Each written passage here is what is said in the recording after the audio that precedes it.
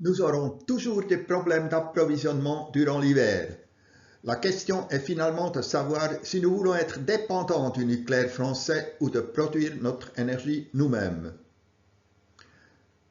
Ainsi parla le conseiller fédéral Rusty, notre ministre de l'Environnement et de l'Énergie, en avril 2025.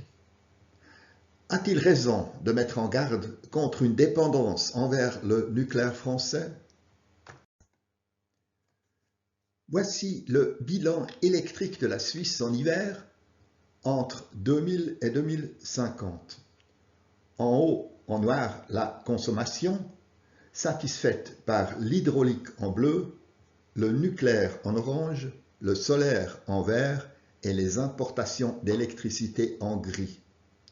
L'arrêt prévu des centrales nucléaires creusera le déficit hivernal, déficit qui devra être couvert par des importations.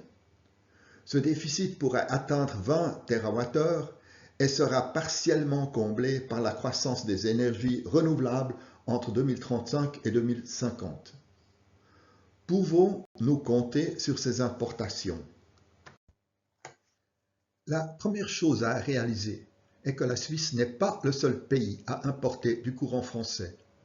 Le bilan électrique de la France a été positif en 2024 avec une exportation nette de quelque 81,3 TWh. Chiffre à mettre en comparaison avec la production annuelle totale suisse d'environ 60 TWh. Ce courant est allé surtout vers l'Italie, l'Allemagne et l'Angleterre. Tous ces pays comptent sur le nucléaire français en cas de pénurie. Est-ce que cela peut fonctionner si, par exemple, ni l'éolien ni le solaire ne produisent en hiver? Depuis 3 ans, on parle beaucoup du renouveau nucléaire en France suite à un discours d'Emmanuel Macron le 10 février 2022. Je cite, « Il prend alors 2 décisions fortes. La première est de prolonger tous les réacteurs nucléaires qui peuvent l'être sans rien céder sur la sécurité. La seconde décision, nous allons lancer dès aujourd'hui un programme de nouveaux réacteurs nucléaires. » Sachant cela, je vous pose la question.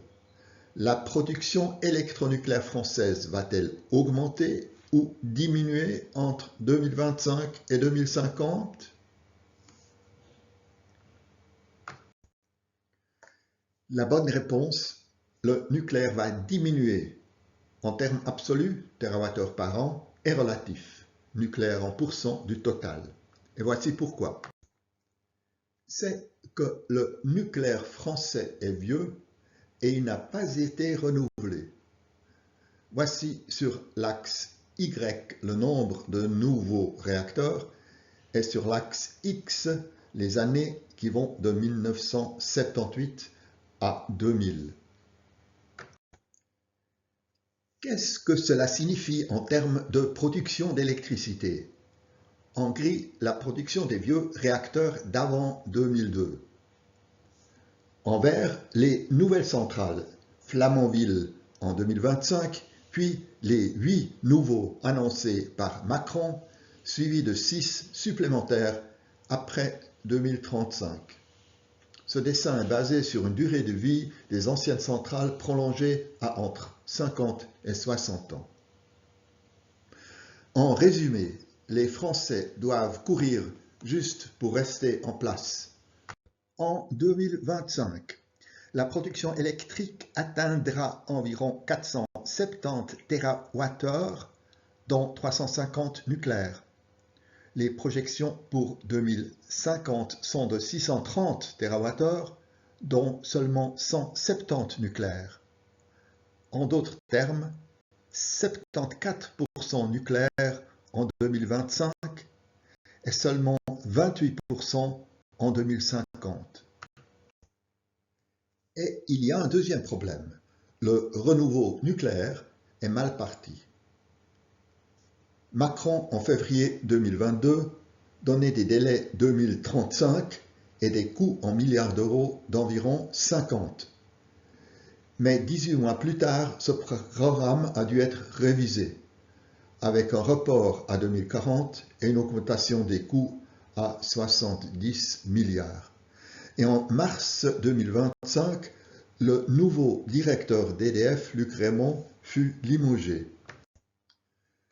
Dans un article consacré à l'éviction de Luc Rémont, Politico écrit que ce sont surtout les retards dans la relance du nucléaire qui ont scellé le sort de Luc Rémont.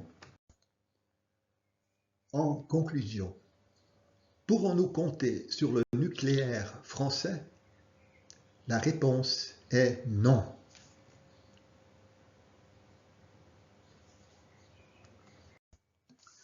Vous trouverez les sources utilisées dans la description de la vidéo ci-dessous.